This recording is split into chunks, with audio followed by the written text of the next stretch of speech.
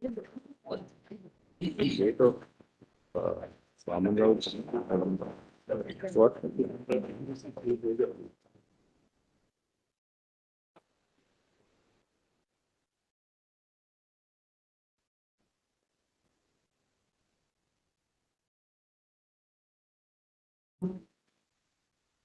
Give me the date of. But yes,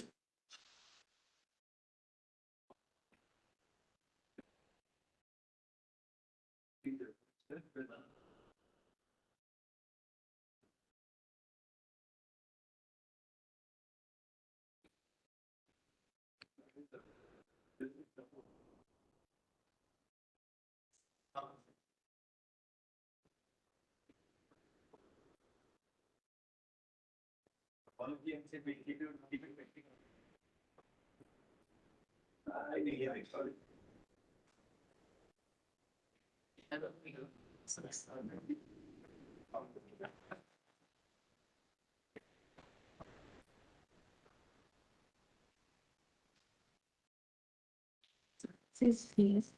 You wasn't in the name.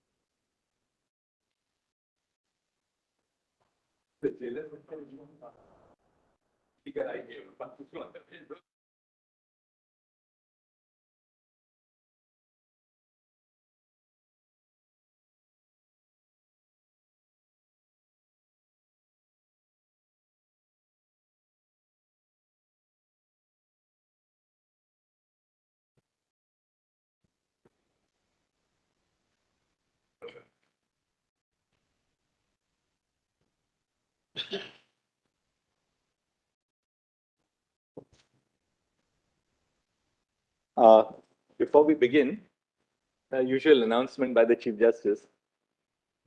In the 75th year of its existence, the Supreme Court of India launches a small initiative which has the potential to have a big bang impact.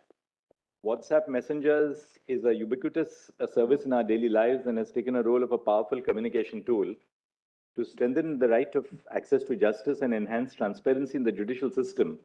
The Supreme Court announces integration of WhatsApp messaging services with its IT services. Now, advocates on record, parties in person will receive automated messages regarding 1, electronic filing, 2, cause lists, and 3, orders and judgments. The automated messages through WhatsApp will be received on successful filing of cases, notification about objections being marked by the registry in the cases filed, and registration of cases. All members of the bar and the registry officials will receive cause lists as and when published by the registry. In addition to accessing orders, judgments through the website, now all stakeholders, including members of the bar, will receive them on their mobile devices. The Supreme Court of India's official WABA number is 87676 there's a caveat. This number transmits one-way communication. In short, it is neither a callback nor reply back number. This facility and service will bring in a slight change, a significant change in our daily work habits, but will go a long way in saving paper and our planet Earth. So it's one more revolutionary step. I hope, everybody will even one more we revolution. get the cause list on our cell phone. We don't have printed cause lists which I have sent to the judges in their offices anymore. Oblate to your lordship. Please, ma'am. Lord, just picking up from where we left off yesterday, Lord, I have prepared a short note because I did notice, my Lord, that much of what I said orally forced your Lordship to put it down in hand So, my lord, I've taken the opportunity, a very short note, my lord, putting everything down. So it's by hand for your lordships, and your lordships don't have to. Over the hard copy, or you? I have circulated the soft copy with your lordships also. Copy here, do that? And my lord, This one is volume. Note on the context of leading to the conclusion. yes, my lord. So, my lord, it's Roman 7 onwards. All right. Roman 7 onwards. And it's actually part of what I argued yesterday. I just want to show your lordship that I've recorded it in a note so that it's clear to you, lord. It's, yeah, exactly. Your pagination is in continuation with the earlier note. It's in continuation. So, my lord, we've checked all of that, my lord, and I don't think your lordship will have any difficulty with that. And my lord, just as by way of, my lord, testing that out, if your lordship just sees note 7, but this is how I had tried to formulate the question for your lordships. And I've added 1 or 2 more thoughts to that. So what that's at page 93.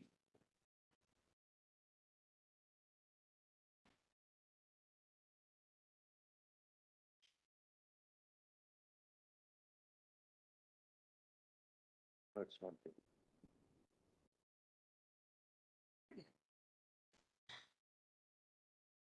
Yes, now let's read the note. Page 93, Lord, it's note Roman 7. Lord, I've actually formulated the question. Lord, if your lordships, Lord, find this acceptable. Lord, the issue in the present case, if all of your lordships. Just let us Please, get our house please, in order. please. Not in order. Please do, Lord, please do. The only thing with the electronic record is that it's a little more difficult to navigate than paper. Lord, I have been a great proponent of the same, my lord. But the only thing is a little difficult to navigate, it's a little difficult to look at 2 things at once. Oh, that's what I find. Those are the 2 difficulties. Sorry, my lord. Finger that 5-6 places. And my lord, yes, my lord, at great peril to the trees, my lord, it still remains a more convenient form, my lord. Yes. But a balance is a good idea, I find. What is bulky is here, what is not is here. You can do everything now in the electronic form. So Your lordships, Lord, your lordship's example, easier. Lord, I hope is followed by every high court, Lord, because I am coming from a high court where we are struggling still with digitization. it's all in the mind, actually. Judges just have to look at my colleagues, such senior colleagues, who were here in the Lord, I am Supreme Court. full of admiration for your lordships, Lord. It's amazing. It's amazing. One of the selling point of the Chief Justice is that if you use a digital device, you will, as you use more and more, you will look younger and younger. Lord, it has taken effect, Lord, evidently. But, my Lord, not only that, my Lord, Incentive, my lord, that's the incentive. but not only that, my Lord, I, as a Lord, infrequent visitor to the Supreme Court, my Lord, the transcription is brilliant. My Lord, the video conference system is absolutely Yesterday brilliant. you argued for such a long time post lunch. Lord, it is absolutely brilliant. There was not even a moment where we felt we had lost the voice, or that we are not able to follow what you were saying. Lord, it is absolutely brilliant. And because this is a national court and people have difficulty traveling to the court, the cost expense, Lord, it is a wonderful initiative. Lord, long may it continue.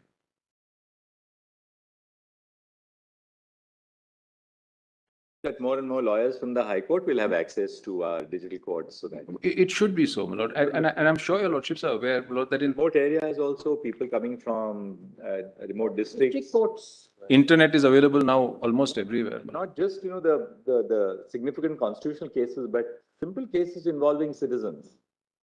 My Lord, it's a remarkable movement forward. In fact, what we have now done, I can share with you. I mean, for those who are tech geeks, that we are now we are migrating all our services into what is called the Megaraj Cloud 2.0, which is the cloud infrastructure created by the National Informatics Center. My Lord. So we've already migrated most of the applications of the Supreme Court and of the e-courts project also. Almost 200 VMs have been migrated. So with the cloud infrastructure now, all courts can really go online. Earlier we had some limitations because of the capacity, but all of us have now moved into the cloud infrastructure. And these are managed services. You don't have to maintain a building. You don't have to maintain, whole Of course, team of a cadre of technical personnel. of course, my lord. It's all managed for you, and the data is all preserved on servers in India. So there's no problem of data going outside India or anything like that. Not the only suggestion that I would make, because I know your lordship is at the forefront of this, not is uniformity. Your lordship system is so perfected. Lord, I wonder why other courts don't adopt the uniform system and the tribunals don't adopt it also. In fact, I've got a matter Sure. where I've issued notice Well. and appointed, I think, 2 or 3 amicus. And that should come up probably once before we close for the vacation, just to monitor what the high courts will be doing. Some high courts, for instance, said, if you want to have video conferencing links, you must tell us 48 hours in advance. Some high court said, you can get a video conferencing link only if you are above the age of 60. So we had to pass a judicial order that what's this, why you, and the link should be in the cause list. Why should you apply 2 days in advance for a link? And why should we tell people that you will be only if you're a senior citizen, you will get a link? It's agnostic to age. Technology has nothing to do with age. So we're monitoring it and passing some. But I feel a few words from your lordship will iron out a lot of creases at the high court level, because of course my experience is actually at the high court level. Also, it was, Mr. Chandrachud, it was a question of creating infrastructure. Now, what has happened, fortunately, was that government has sanctioned a budget of not almost, actually 7,000 crores for phase 3 of the e-courts project. Madam. And we've got the high courts also now on the e-courts project. And between November and now, 31st of March, we had to expend about 850 crores, which was the first tranche, which was meant that we're creating infrastructure for the high courts and the district judiciary. So high courts spent almost 94% of that amount. So hopefully with that, now the infrastructure in the high courts will really be upgraded so that these problems which they faced in sort of having a robust IT infrastructure will now disappear completely. I hope it all works out. It's a Lord, wonderful. I have also taken instructions from the government so far as, my lord, our role is concerned. And there is a direction from the Honorable Prime Minister to give first priority to digitization, because access to justice to the common man is possible only when there is a digitization. He may not have to travel all the way to the High Court or to the tribunal, as my learned friend says, and he can access lawyers, local lawyers, those who are practicing in the district courts. So that's the priority of the government too. Simple things like, for criminal trials, trials don't have to be adjourned because the IO is now posted or transferred elsewhere. So we are ensuring that, we'll have video conference equipment in the, not only in the district courts, but in the jails, enhancement of that equipment, in the forensic science laboratories, in the hospitals. So where medical evidence has to be given, why does the doctor have to come to The court. the court to prove a dying declaration? The doctor is there. I mean, and imagine what a loss of productive time for medical personnel who have to travel in large states to the center of the. Lord, I don't wish to go into that, but the new law also, my lord, takes care of that. My lord, that electronic evidence, my lord, would be electronic in the sense that a deposition given electronically would be treated as an evidence, valid evidence. We're moving very rapidly by pushing the high courts to upgrade their infrastructure. And the financial backing is there. I mean, otherwise, what happens is there are state governments who are good with finances. Other state governments don't give even a farthing to the judiciary for IT and so it's now money goes straight from the government of India through the committee of the Supreme Court to the High Court. So there's no issue of of the money not being actually allocated by the state governments. No, it has been a huge, huge improvement, my lord, with regard to the access to justice also for many, many people. Yes, Lord, if your Let's lordships see all what you have. have the note now, my lord. My lord, I have just formulated the question, my lord, if it pleases your lordship to look at this, my lord. The issue in the, do all of your lordships have the note? Yes. My lord, the issue in the present case specifically concerns the constituent power to vary a provision of the Constitution by substituting existing language by new language. The issue is the effect of the court declaring a substituted provision of the Constitution and or the Constitution Amendment Act, bringing about the substitution unconstitutional on the ground that it is beyond constituent power of Parliament to amend the Constitution. Lord, forgive me for using the technical language, but I thought to formulate before your lordships, Lord, we should use the correct technical language with regard to constituent power. Lord, briefly stated, Lord, what happens when the court declares a substituted provision to be unconstitutional? That is the question which presents itself before your lordships. Lord, I've just illustrated the three types of legislative constituent activity, Lord, by extracting 368 for your Lordship's consideration. Lord, power of Parliament to amend the Constitution and procedure. Notwithstanding anything in this Constitution, Parliament may exercise its constituent power. How? Lord, in three ways. By way of addition, by way of variation, or repeal any provision of this Constitution in accordance with the procedure laid down in this article. So, Lord, there are three types of constituent activity, Lord, which is provided for addition, variation, and repeal. Lord, Article 368(1) provides for Parliament's constituent power to amend by addition, variation, or repeal. Variation can be in many forms, including by way of substitution. So, Lord, variation is a little different as I see it from substitution. It may include deletion as well, but it could include substitution. Lord, the effect of the declaration of unconstitutionality on a substituted provision is different from the effect of such a declaration on either an addition or a repeal. Lord, I've dealt with that in a separate note, so I've referenced it. And the effect of Parliament itself repealing a constitutional provision or a part of the constitutional provision is also different from a declaration of unconstitutionality by a court of a constitutional provision. So, Lord, I will, Lord, a little later address your Lordship, Lord, very briefly on what is the effect of your Lordship's declaration of unconstitutionality. Not briefly stated, not it doesn't actually remove the provision from the statute book, but it renders it void, as I will show your Lordship. And it has a peculiar effect, my Lord, on a substituted provision. So, Lord, this is just to frame the question before your Lordship. Lord, I just want to, Lord, pick up on one thing I had said yesterday to your Lordships, my Lord. And I wonder if I was too fast in going through that. Lord, we've already witnessed in the context of 31C, my Lord, these three activities, or at least two of the three activities.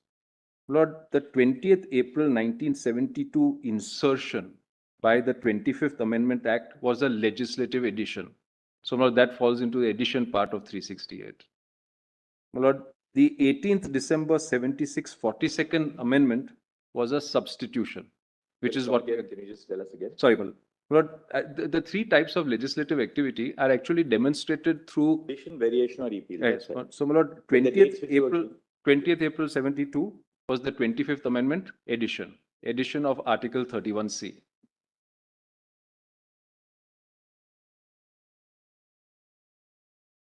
Now, my Lord, on 18th December 76, we have a substitution, my Lord, of the narrow language with the broader language, what brought about by the 42nd Amendment.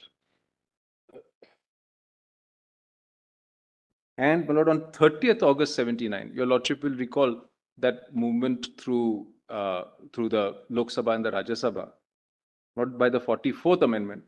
My Lord, we have a deletion, which was the deletion of Article 31. Rest of it didn't go through. So, my Lord, we've already seen, my Lord, in this brief period with regard to Article 31C itself, my Lord, these various type of legislative activities. My Lord, I've just also, my Lord, done this analysis for your Lordship, if it helps your Lordship, to give your Lordship 5 dates of the relevant orders. My Lord, 9th May 1980 are the orders in Vaman Rao and Minerva. My Lord, 31st July 1980 is the Minerva judgment. 13th, sorry.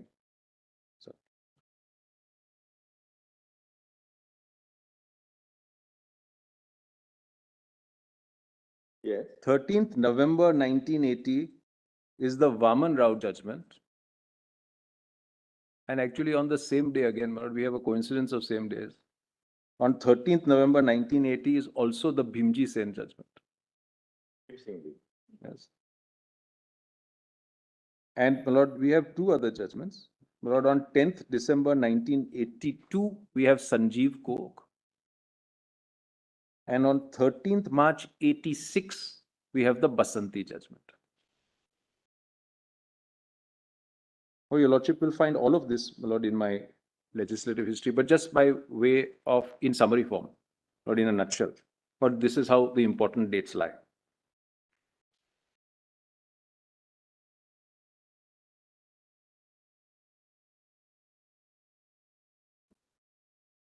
Now, Minerva on 31st July 1980, actually 9th May 1980, it strikes down 31C as expanded by the 42nd Amendment. Yes, Lord.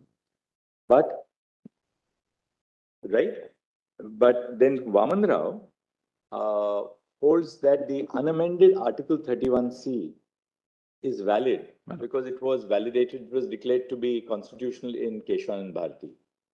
For that and for Vaman Rao, another the reason. judgment in Vaman Rao is on 13th November 1980. Yes, Lord. Which is after the recent judgment in Minerva is pronounced on 31st of July 1980. So conscious of the fact that Minerva had been pronounced in terms of its reasons on 31st July 80, in Vaman Rao, the court still comes to the conclusion that 31C, pre-amended by the 42nd Amendment, is valid because it has been held to be valid by. Now, we must add one more factor to it, which is that once 31C was held to be valid in its unamended form prior to the 42nd Amendment in Keshwanand Bharati, except for that declaration, which we'll ignore for a moment, Minerva was not, therefore, couldn't have done something to the contrary for the reason, and as they rightly say in that paragraph, not only did Mr. Palkhiwala make that concession, but they said it was rightly made and correctly made. So what we then have emerging is this, that the pre-amended 31C is valid. The post-amendment 31C, expanding the ambit of 31C to include all the directive principles, has been invalidated. Perfect. So perfect assessment. And I must grapple with the problem posed by your lordship, Lord, at the close of yesterday and what your lordship has articulated today, which is what I've spent Lord, the time that I had between So yesterday and does, in today. a factual situation like this, does the pre-amended 31C get obliterated merely by virtue of the fact that post-amendment, the pre-amended words of 31C were sought to be expanded, and where that part was held to be unconstitutional? That is the question viewed from the other side. That's the point which we have to answer. So how do you address No, that? Lord, I address that not principally through Vaman Rao. And that is why I take your lordship immediately Let's to see note what you 8. say on Vaman Rao now. Yes, Lord. So, my Lord, I would like to take your lordship through Vaman Rao. But shall I first Let's your note actually. note, but because I've summarized everything because the judgment is so long.